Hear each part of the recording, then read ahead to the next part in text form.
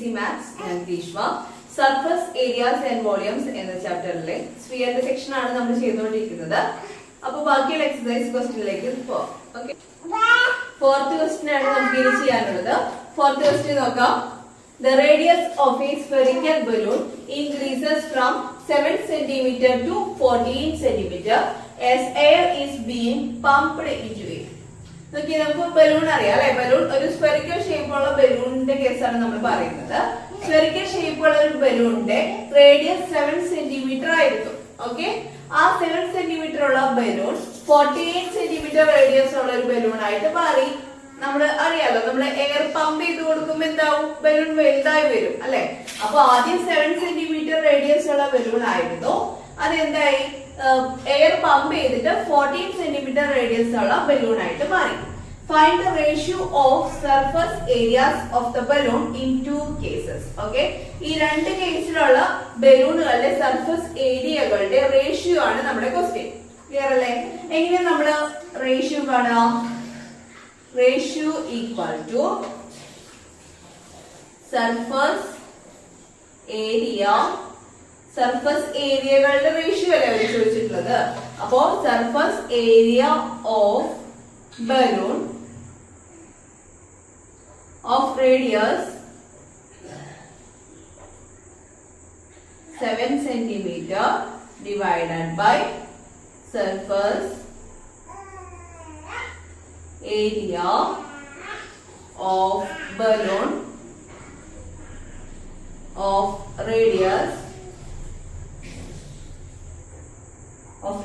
14 centimeter. Clear അല്ലേ? അപ്പൊ നമ്മള് റേഷ്യോ ആണ് ക്വസ്റ്റ്യൻ. അപ്പൊ നമ്മൾ അങ്ങനെ ഡിവൈഡ് ചെയ്യല്ലേ ചെയ്യാം റേഷ്യോ കാണാനായിട്ട്. അതായത് a by b എന്ന് പറഞ്ഞാൽ നമുക്ക് എന്താണ്, a is to b. Clear അല്ലേ? അപ്പൊ റേഷ്യോ കണ്ടുപിടിക്കാൻ നമ്മൾ എന്ത് ചെയ്യാൻ വേണ്ടത്, ഡിവൈഡ് ചെയ്യാണ് വേണ്ടത്. ഇത്രയും ക്ലിയർ അല്ലേ? ഇനി സർഫസ് ഏരിയ ഓഫ് സ്ഫിയർ. സ്ഫിയറിന്റെ സർഫസ് ഏരിയ കാണാനുള്ള ഇക്വേഷൻ എന്താ, 4πr². സ്ഫിയർ ആണ് കേട്ടോ. അപ്പൊ സർഫസ് ഏരിയ കാണാനുള്ള ഇക്വേഷൻ 4πr² ആണ്. ഇനി ഈ രണ്ട് കേസിലും കൊടുക്കാം. അതായത് 4π, ആദ്യത്തെ കേസിലെ റേഡിയസ് എന്ന് പറയുന്നത് എന്താണ്, 7 ആണ്. അപ്പൊ 7² അല്ലെങ്കിൽ 7 into 7 എഴുതി നമുക്ക് ഡിവൈഡ് ചെയ്ത് കളയാൻ എളുപ്പത്തിന് കേട്ടോ. ദെൻ അടുത്തത് 4π, റേഡിയസ് എത്രയാണ്, 14 സെന്റിമീറ്റർ ആണ്. അതായത് 14², 14 into 14.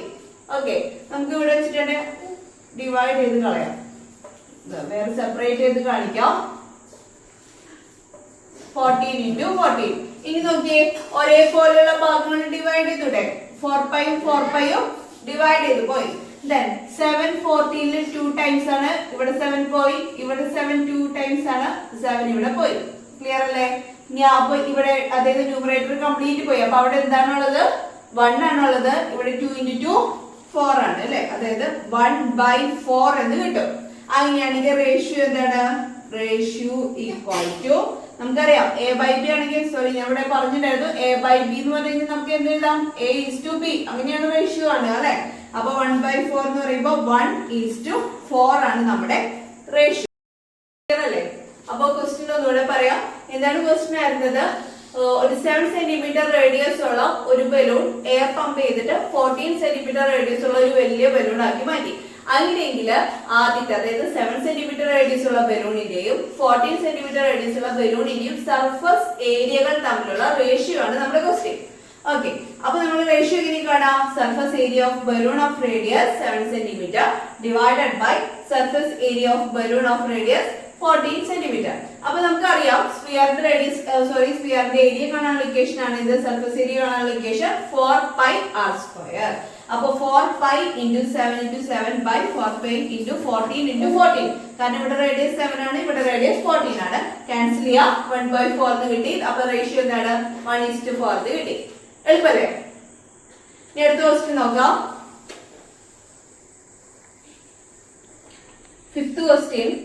A hemispherical bowl made of brass has inner diameter 10.5 cm എന്ന് വന്നിട്ടുണ്ട്. ഓക്കെ, ഇതൊരു ഹെമിസ്ഫെറിക്കൽ ബൗൾ ആണ്. ഓക്കെ, ഈ ടേംസ് ഒക്കെയാണ് നമ്മൾ നോക്കേണ്ടത് കേട്ടോ. അതായത് സ്ഫിയർ ആണോ, കോൺ ആണോ, അല്ലെങ്കിൽ ഹെമിസ്ഫിയർ ആണോ, ഇതൊക്കെയാണ് നമ്മൾ എപ്പോഴും ശ്രദ്ധിക്കേണ്ടത്. അപ്പൊ ഇവിടെ എന്താണ് ഒരു ഹെമി സ്ഫെറിക്കൽ ബൗൾ ആണ്.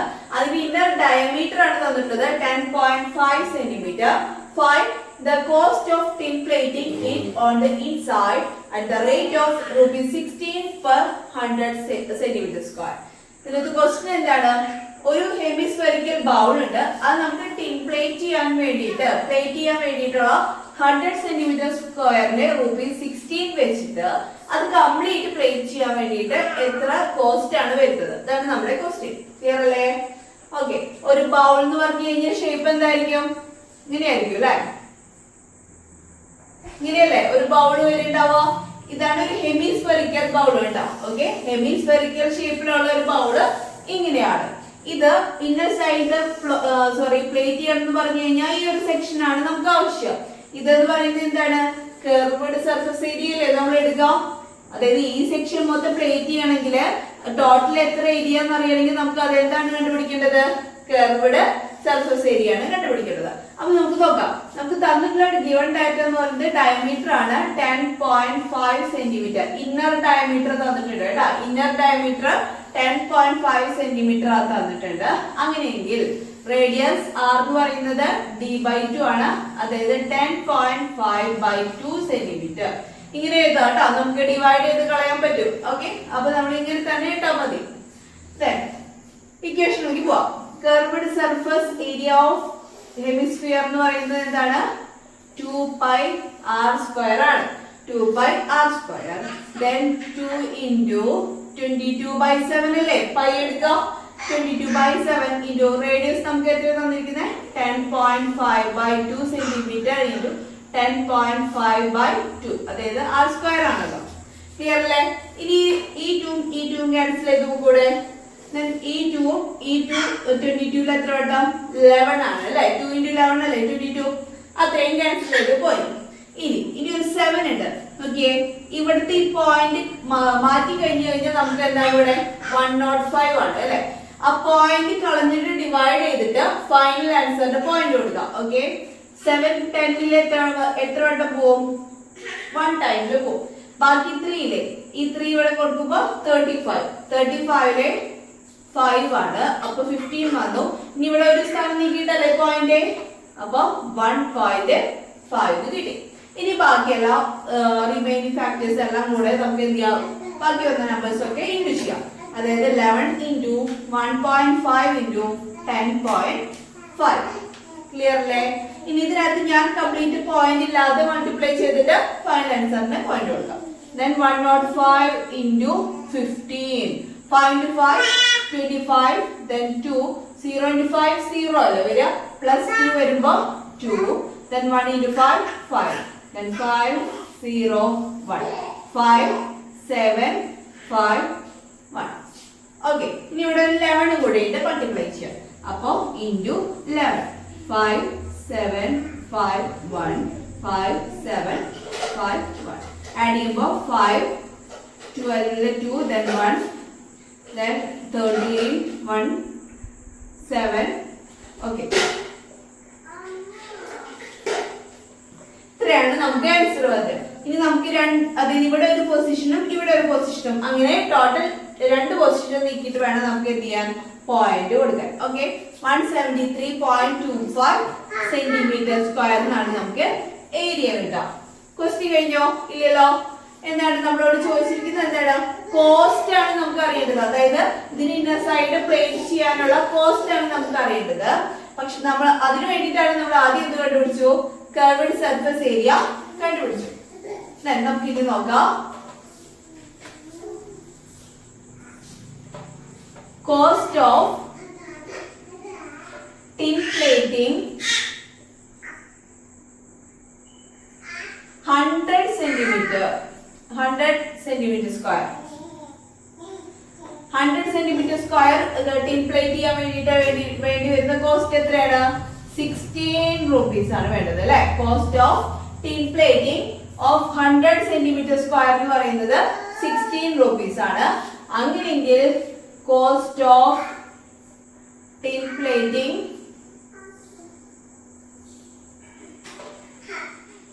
1 meter square എത്ര വരും?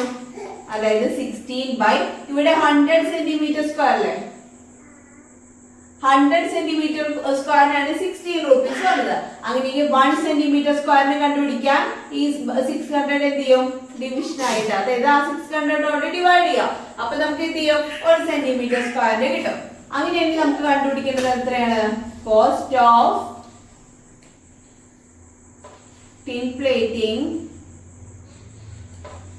of 173.25 centimeter square, 173.25 centimeter square plate ചെയ്യാൻ വേണ്ടിയിട്ടുള്ളതാണ് നമ്മൾ കണ്ടുപിടിക്കുന്നത്. അപ്പൊ എന്തായാലും 16 ഈ 16 by 100 നമുക്ക് എന്തെന്ന് എഴുതാം, 0.16 എഴുതാം അല്ലെ. അതായത് നോക്കിയേ 1 by 10 എന്ന് പറഞ്ഞു കഴിഞ്ഞാൽ എന്താണ്, 0.1 ആണ്. അതായത് ഡിനോമിനേറ്ററിൽ എത്ര സീറോ ഉണ്ടോ അത്രയും പോയിന്റ് നീക്കി എഴുതി കഴിഞ്ഞാൽ നമുക്ക് ആൻസർ കിട്ടും. അതായത് 1 by 100 എന്ന് പറഞ്ഞു കഴിഞ്ഞാൽ ഡിനോമിനേറ്ററിൽ രണ്ട് പൊസിഷൻ അല്ലേ, അതായത് 2 സീറോ അല്ലേ വരുന്നത്.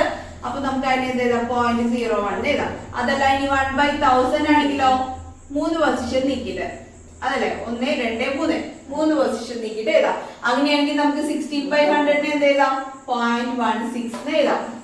അതെല്ലാം നമ്മൾ സാധാ പോലെ ഡിവൈഡ് ചെയ്ത് കഴിഞ്ഞാൽ നമുക്ക് ആൻസർ എന്താണ് വരിക, 0.16 എന്നാണ് വരിക കേട്ടോ. അപ്പൊ നമുക്കത് കൊടുക്കാം. അതായത് 0.16 ഇൻറ്റു ഇനി ഈ ഏരിയ കൊണ്ട് മൾട്ടിപ്ലൈ ചെയ്യാം. ക്ലിയർ അല്ലേ? അപ്പൊ ഒന്നുകൂടെ പറയാം. അതായത് 100 സെന്റിമീറ്റർ സ്ക്വയർ പ്ലേറ്റ് ചെയ്യാൻ വേണ്ടിയിട്ട് 16 rupees ആണ്.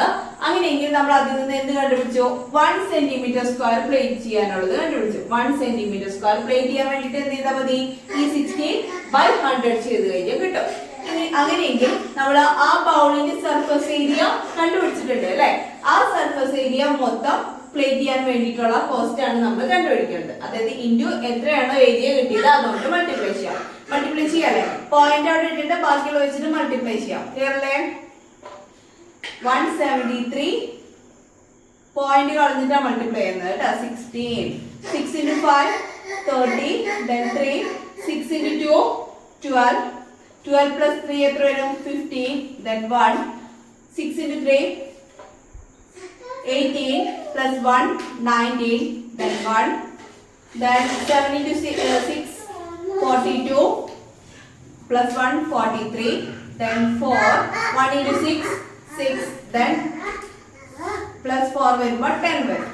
then ബാക്കി 1 into ചെയ്യുമ്പോൾ 5 2 3 7 1 0 5 plus 5 10 then 1 കൊടുക്കുമ്പോൾ 10 plus 2 12 then 1 കൊടുക്കുമ്പോൾ 7 7 2. അതായത് നമുക്ക് ആൻസർ വരാം.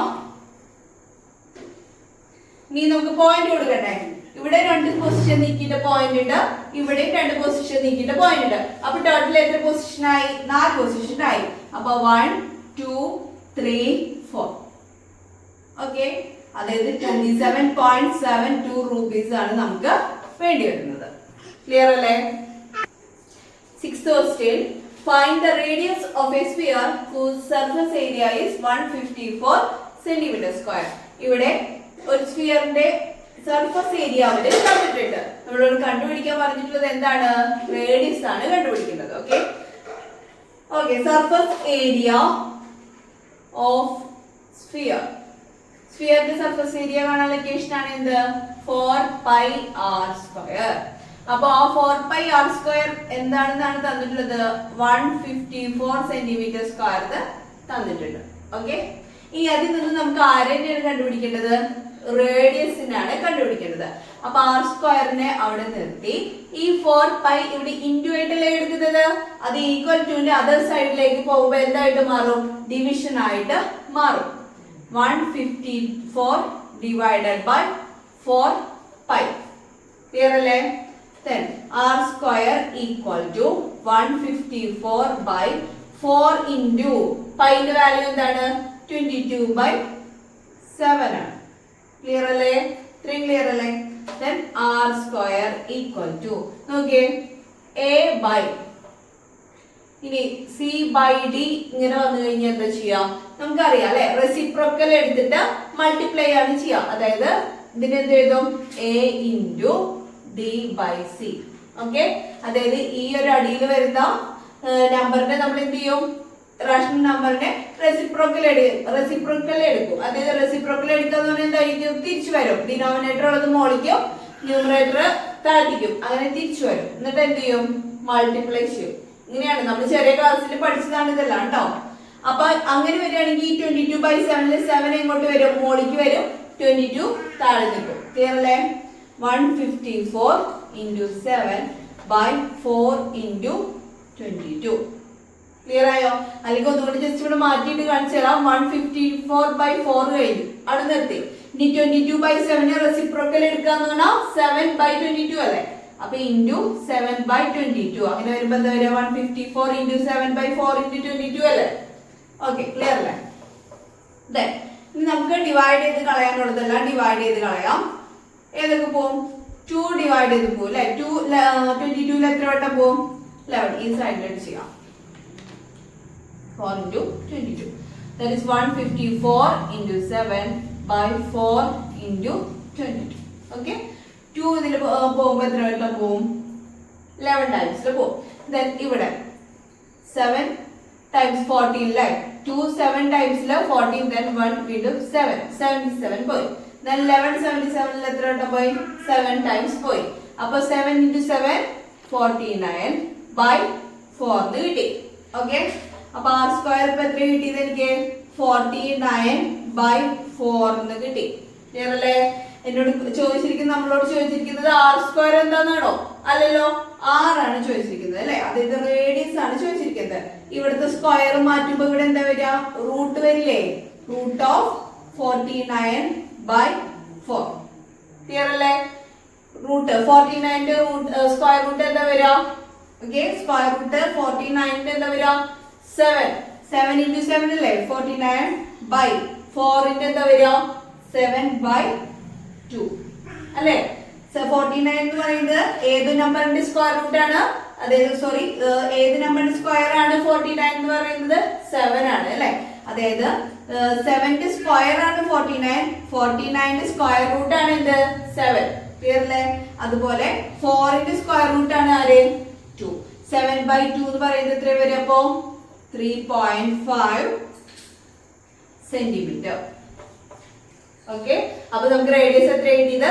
3.5 സെന്റിമീറ്റർ എന്ന് കിട്ടി. ഒന്നുകൂടെ പറയാം. നമ്മളോട് ക്വസ്റ്റ്യൻ എന്താ പറഞ്ഞിരിക്കുന്നത്? സർഫസ് ഏരിയ തന്നിട്ടുണ്ട് ഒരു സ്ഫിയറിന്റെ, അതിന്റെ റേഡിയസ് കണ്ടുപിടിക്കാനാണ് പറഞ്ഞിട്ടുള്ളത്. സ്ഫിയറിന്റെ സർഫസ് ഏരിയ നമുക്കറിയാം 4πr² ആണ്. അത് 154 ആണ് തന്നിട്ടുണ്ട്. നമുക്ക് റേഡിയസ് കണ്ടുപിടിക്കേണ്ട കാരണം ഈ r² അവിടെ നിർത്തിയിട്ട് 4π ഡിവൈഡ് ചെയ്ത് വന്നു. നമുക്ക് ഇത് ചെയ്തു വന്നപ്പോ 49/4 എന്ന് വന്നു. r². നമുക്ക് കണ്ടുപിടിക്കേണ്ടത് r ആണ്. അപ്പോൾ സ്ക്വയർ റൂട്ട് എടുക്കാം. 49ന്റെ സ്ക്വയർ റൂട്ട് 7, 4ന്റെ സ്ക്വയർ റൂട്ട് 2. അപ്പൊ 7/2 3.5 സെന്റിമീറ്റർ. ക്ലിയർ അല്ലേ? അടുത്തൊരു ക്ലാസ്സോട് കൂടിയിട്ട് സ്ഫിയറിന്റെ സെക്ഷൻ നമ്മൾ കംപ്ലീറ്റ് ചെയ്യും. നിങ്ങൾക്ക് എന്റെ ക്ലാസ്സുകളെല്ലാം മനസ്സിലാവുന്നുണ്ടല്ലോ അല്ലെ? അതുപോലെ നിങ്ങൾക്ക് എന്തെങ്കിലും ഡൗട്ട്സ് ഉണ്ടെങ്കിൽ കമന്റ് ചെയ്യാൻ മറക്കരുത്. ഒപ്പം സബ്സ്ക്രൈബ് ചെയ്യുക, ലൈക്ക് ചെയ്യുക. താങ്ക്